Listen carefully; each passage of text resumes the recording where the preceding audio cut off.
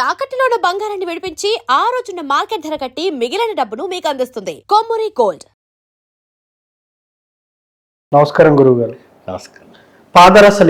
పాదరసలింగంతో అష్టైశ్వర్యాలు పొందడం ఎలా అంటారు? చాలా చక్కగా ప్రశ్న. ముందుగా శ్రీ మహాగణపతి దేవతభ్యో నమః. చూసేవంటి వీక్షబంధులకు అందరికీ నమస్కారం. మనకు ప్రకృతి ఎన్నో రకాలైనటువంటి లోహాలు మనకి ఇవ్వటం అనేది జరిగింది. ముఖేష్ స్వామి గారు అన్ని లోహాల్లో, పంచలోహాల్లో ఒక లోహం ఒక అద్భుతమైనటువంటి విచిత్రమైనటువంటి మనకు గండకి నదిలో దొరికేవంటి శాలిగ్రామం ఎంత పవిత్రమైనటువంటిదో అంతకంత పవిత్రమైనటువంటి, అంతకంటే దానికి సమానమైనటువంటి పవిత్రమైనటువంటి శివవీర్యం. శివవీర్యం ధనుర్భువం అంటారు. అంటే అది పాదరసం. ఆ పాదరసాన్ని శివలింగం చేయటం అంటే సాధారణ పాదరసం మన చేతికి చిక్కదు కదండి. మీరు ఎప్పుడైనా పాదరసాన్ని పట్టుకొని చూసారా? పాదరసాన్ని మన చేతిలో పెట్టుకుంటే ఇక్కడ పెట్టారంటే సర్పమని జారిపోతుంది. మీరు ఆకులు పెట్టారంటే, తమలపాకులో పెట్టుకున్నారంటే జారిపోతుంది.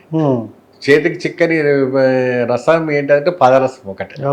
అంతే. అదికే అంటారు, ఎంత వేగంగా ఉన్నాడరా నీ కొడుకు, పాదరసంలాగా వేగంగా ఉన్నాడరా నీ కొడుకు కూతురు అంటుంటారు. అంత వేగంగా పరిగెత్తున్నారు అంటే అంత ఇది అంటారు. అయితే పాదరసంలో శివుడు ఉండడం చాలా విశేషమైనటువంటి ఒక ఫలితం. దాన్ని వేడించి బాగా కడిగించి బాగా శ్రమించి దాన్ని ఒక ఇది చేసి రెడీమేడ్గా మీకు శివలింగాలు దొరుకుతున్నాయి. పాదరసాలు శివలింగాలు మన గణపతులు, సుబ్రహ్మణ్య స్వామి, నంది ఇవన్నీ కూడా దొరుకుతున్నాయి. మీకు అన్ని షాప్స్లో దొరుకుతాయి. అది ఎప్పుడు తీసుకురావాలి? పౌర్ణమి రోజు తీసుకురావాలి. పౌర్ణమి రోజున చక్కగా స్వామివారిని ఇంటికి తీసుకొచ్చి ఒక ప్రత్యేకమైనటువంటి ఒక పల్లెంలో పెట్టుకోవాలి.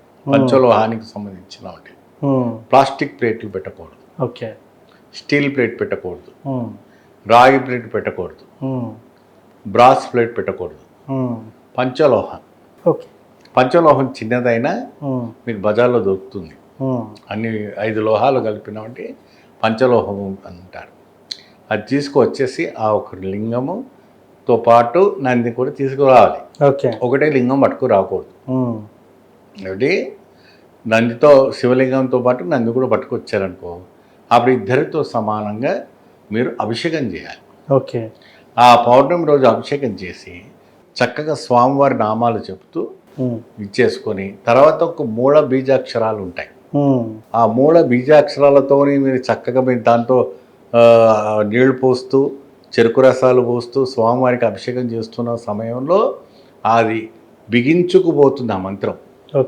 ఆ స్వయంగా ఆ మంత్రాన్ని బిగించుకుపోవడం వల్ల అక్కడ అష్ట ఐశ్వర్యాలు సిద్ధించడానికి శివవీర్యంలో ఏర్పడినటువంటి అయస్కాంతం. ఆ అయస్కాంతం ఏంటి అంటే మనకు పాదరసం. ఈ పాదరసలింగం ద్వారా మీ ఇంటి చుట్టూ అష్టైశ్వర్య లక్ష్మిలు, అష్టలక్ష్ములు తాండవాడేటువంటి యోగదాయకం రావడం అనేది జరుగుతుంది. ఇది ఏ చమత్కారం అనుకుంటారా? ఇది అద్భుతం, మహా అద్భుతం. ఏ అద్భుతం? సాక్షాత్గా కైలాసం నుంచి పరమశివుడు స్వయంగా భూలోకి దిగి వచ్చి మీ ఇంటికి అష్టైశ్వర్యాలు ఇచ్చేవంటి ఒక యోగదాయకం వస్తుంది. ఇది ఎన్ని వారాలు చేయాలి? ప్రతి సోమవారము 11, 21, 41 సోమవారాలు చేయాలి. ఏమంటే మాకు ఎలాంటి శని ఉందంటే మేము చేయవచ్చా? ఏమంటే మాకు ఈ రాహుకేతు దోషాలు ఉంటే మేము చేయవచ్చా? ఏమంటే మాకు ఈ దోషాలు ఉంటే మేము చేయవచ్చా? మాకు ఇంకేదో కార్యక్రమాలు ఉన్నాయి చేయవచ్చా? ఏదున్నా శివుడి కిందకే అన్ని. సర్వం శివుడి కిందకే. ఎన్ని గ్రహాలు ఎన్ని పట్టుకొని పీడిస్తున్నా శివన్ పాదం కిందికి అన్ని. మీరు అటువంటి ఏమి మైండ్ నుంచి అన్నీ తీసేసేయండి. మైండ్ని ప్రెసెంట్ పెట్టుకోండి. ముందు శివపాదాన్ని తీసుకొచ్చుకోండి. తీసుకొచ్చి చక్కగా ఆ పంచలోహాల్లో చుట్టి పూజారాధన చేసుకున్నారంటే అద్భుతమైనటువంటి ఫలితాలు రావడానికి మహా అద్భుతమైనటువంటి ఆకర్షణ శక్తి. సో ముఖ్యంగా ఇలా పూజ చేయడం వల్ల విశేషమైనటువంటి ధన ప్రాప్తి కలుగుతుంది.